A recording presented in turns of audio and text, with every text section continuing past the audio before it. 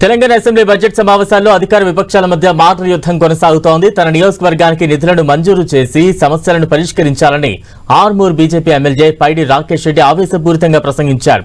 తెలంగాణ ప్రభుత్వం అప్పులంటూ పదే పదే చెప్పడం వల్ల పెట్టుబడులు రావడం లేదన్నారు. తన ప్రోటోకాల్ విషయంలో కూడా అధికారులు నిర్లక్ష్యంగా వ్యవహరిస్తున్నారని తెలిపారు. అయితే రాకేష్ కామెంట్లపై స్పందించిన డిప్యూటీ సీఎం భట్టి విక్రమార్క రాకేష్ రెడ్డి ఇలా ఆవేశంగా మాట్లాడితే సమస్యలు పరిష్కారం కావన్నారు.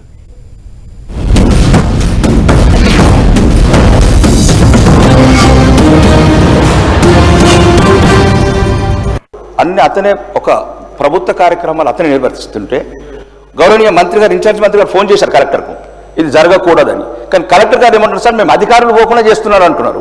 అట్లనప్పుడు పిచ్చాసుపత్రులు వేయండి. మీరు ప్రభుత్వ అధికారులు లేరు, మంత్రి గారు కలెక్టర్ గారు లేపినప్పుడు ఒకరే అధ్యక్ష ఎర్రగడ్డల హాస్పిటల్ ఉంది వేయండి. కాదు 294 మందికి సరిపడా సీట్లున్నాయి, ఓడిపోయిన వాళ్ళందరినీ కూడా కూర్చొని పెట్టండి. మాకు కూడా రక్తం మరుగుతున్నారు అధ్యక్ష. ముఖ్యమంత్రి మాకు రక్తం మరగదా? మేము ఊపుకునే రాలేదు ఇక్కడికి, మేము కూడా అడుగులకి వచ్చినాం. ఊపుకునే రాలేదు, కూర్చున్న సీటు ముఖ్యమంత్రి గారికి ఒక్కడికి రాలేదు, ముఖ్యమంత్రికి ఒక్కడికి రాలేదు. ఊపిరి ఎప్పుడు నేను మాట్లాడుతున్నాం బయట గురించి. ఓడిపోయిన వాళ్ళని తీసుకొచ్చి కూర్చోబెట్టారా? మీరు ఓడిపోయిన వాళ్ళని తీసుకొచ్చి కూర్చోబెట్టారా? సభ గురించి తెలుగు మాట్లాడేట్లా?